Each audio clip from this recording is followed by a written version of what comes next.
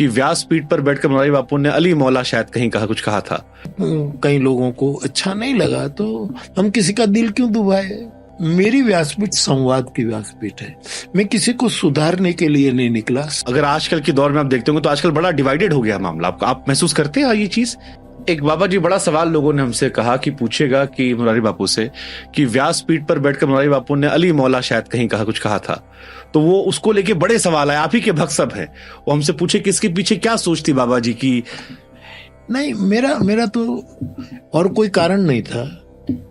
सनातन धर्म इतना उदार है, गगन सिद्धांत। हमारे यहाँ कहा कि हमारे सिद्धांत आकाश के समान है।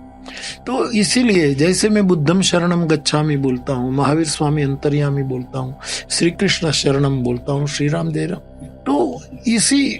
लेकिन कई लोगों को अच्छा नहीं लगा तो हम किसी का दिल क्यों दुभाए। ठीक है, कोई बात नहीं। लेकिन मेरा अर्थ है, मेरी व्यासपीठ संवाद की व्यासपीठ है। मैं किसी को सुधारने के लिए नहीं निकला, स्वीकार करने के लिए निकला। तो ये सबका आदर, सबके प्रति आदर, और कोई कारण नहीं था। मुझे कहते हैं ईश्वर अल्लाह तेरे नाम, गांधी बापू ने कहा। बट अभी आप अगर आजकल के दौर में आप देखते होंगे तो आजकल बड़ा डिवाइडेड हो गया मामला, आप महसूस करते हैं ये चीज? या आपसे वो थोड़ी दूर पड़ी है, अभी आपने दूर रखा वो टॉक्सिटी सारी? नहीं, मैं सबसे प्रामाणिक डिस्टेंस रखता हूं, सबसे एक प्रामाणिक डिस्टेंस रख कर रहता हूं, क्योंकि मुझे अच्छा लगता है। आज की पीढ़ी को कुछ कहना हो, आपको बताना हो लाइफ के बारे में? मैं इतना ही कहूं आज की पीढ़ी को कि वो बलवान बने। बलवान होना बहुत जरूरी। बल केवल शरीर का बल भी होना चाहिए। बलवान बने, और बल के साथ में दो, इसमें प्राण का भी बल हो, बार बार डिप्रेस न हो जाए, और आत्मबल भी हो कि मैं मेरे लक्ष्य को पाऊंगा। क्षुरस्य धारा निशिता दुरत्यया दुर्गम पथस्तत् कवियो, जो विवेकानंद जी ने उद्घोषणा की थी, उपनिषद उत्तिष्ठत। तो आज की युवा पीढ़ी को, आज के जनरेशन को मैं वो बलवान बने। लेकिन केवल बलवान होगा तो वो संघर्ष करेगा, युद्ध करेगा, विघटन करेगा, हिंसा करेगा। संभव है। बल क्या नहीं करता, दुर्योधन बन जाएगा। हाँ, दुर्योधन बन जाएगा। हाँ, हो सकता है। तो बलवान के साथ वो बुद्धिवान भी बने, कि बुद्धि उसके बल को कहाँ यूज करना, कहाँ नहीं करना, वो विवेक दे। इसलिए आज की पीढ़ी को बुद्धिवान भी होना चाहिए। लेकिन कभी कभी बुद्धि का भी गर्व हो जाता है कि हम इतने पढ़े लिखे, हम इतने एडवांस, ये सब पुराने, माँ बाप पुराने, धर्म की बातें करने वाले सब अब ये ऐसे पुराने लोग हैं। ऐसा बौद्धिकता का भी एक अहंकार उस समय, बौद्धिकता हमें बांध न दे, इसीलिए विद्यावान भी। आज का जनरेशन, विद्या तो वो है जो बांधे ना मुक्त करे, सा विद्या या विमुक्त है। तो मैं तो युवाओं के लिए हनुमान जी के चरणों में ये, और हनुमान चालीसा में यही तो कहा है, बल बुद्धि विद्या देहु मोहि। तो आज के जनरेशन को मेरा इतना ही कहना है। आपसे 5 मिनट बस, और लोगों की सौभाग्य मुझे रोज मिलना नहीं है, बड़ी मुश्किल से हम 8 घंटे वहां से आए। तो एक सवाल मेरे मन में, और एक तरफ मैं आपको देखता हूँ, एक सौम्य छवि है, उदार हृदय मुझे नजर आता है, आप बड़े सौम्यता से लोगों से बात करते हैं।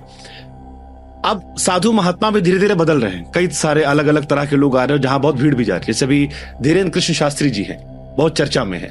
आप जब उनको देखते हैं नई पीढ़ी में, आपकी क्या राय है उनको लेके, कैसे आप उनको देखते हैं? नहीं, सबके अपने अपने विचार है, सबकी अपनी अपनी रीत है। मैं सबसे प्रामाणिक डिस्टेंस किए हुए बैठा हूं, कोई कमेंट नहीं करेगा। बड़ा अच्छा शेर था कि मेरी खामोशी ने हजारों जवाबों की लाज रखी। अच्छा, आप शेरो शायरी भी खूब करते हैं? हाँ, साहित्य की रुचि है तो अच्छा लगता है। एक बार अगर वो वाला आपको बड़ा अच्छा लगता है सुन के, जब कहते हैं अगर वो पूछ ले हमसे, जो आपने एक बार सुनाया था, बड़ा वायरल होता है, नए लड़कों में भी बड़ी रील्स बनती हैं उस पर लोग। उस समय का एक शेर सुना दो। जी जी जी।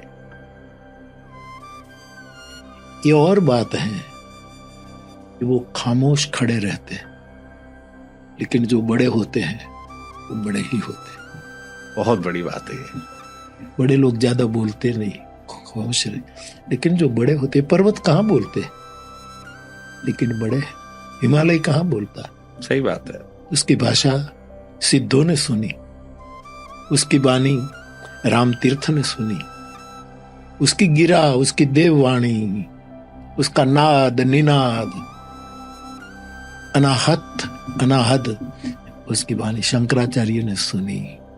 तो जो बड़े होते हैं वो बड़े ही होते। सेकेंड लास्ट सवाल बाबा जी, शंकराचार्य जी का जिक्र कर लिया आपने, मेरी बड़ी रुचि उनमें रहती है।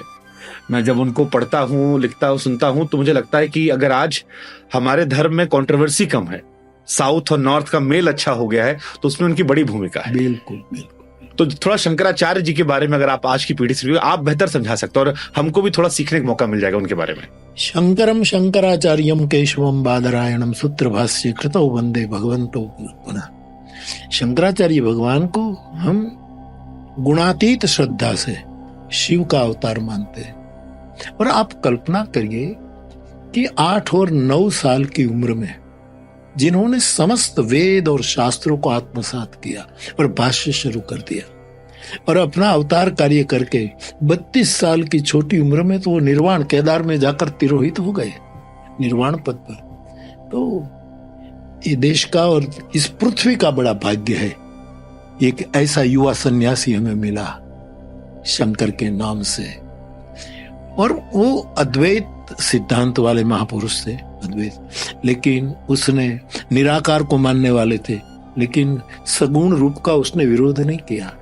उसने हमें पंचदेव की पूजा बताई कि सूर्य को नमन करो, गणेश को, पार्वती को, शिव को, विष्णु को, ये पंचदेव की पूजा देकर बहुत बड़ा समन्वय किया। और सबसे बड़ा, भारत को एक और नेक रखने के लिए 4 मठ की स्थापना की। एक 32 साल का युवान इतना कर सकता जब यातायात का कोई व्यवस्था नहीं थी। आज 1200-1300 साल हो गए शंकराचार्य, और ये कर गए। तो एक बहुत दैवी शक्ति का अवतरण इस देश में हुआ था, इस भूमि। तो भारत बहुत गौरव ले सकता है, बड़ा भाग्यवान है ऐसे आचार्यों से। तो मुझे तो इस शंकराचार्य के प्रति और लगाव इसीलिए कि मेरे दादाजी जी वो ऋषिकेश के महामंडल संन्यास लेकर महामंडलेश्वर बने थे, विष्णु देवानंद के। जब सनातन धर्म को जरूरत पड़ी तो शंकराचार्य भगवान ने 10 नाम अखाड़े पैदा किए। और तो शंकर शंकर है।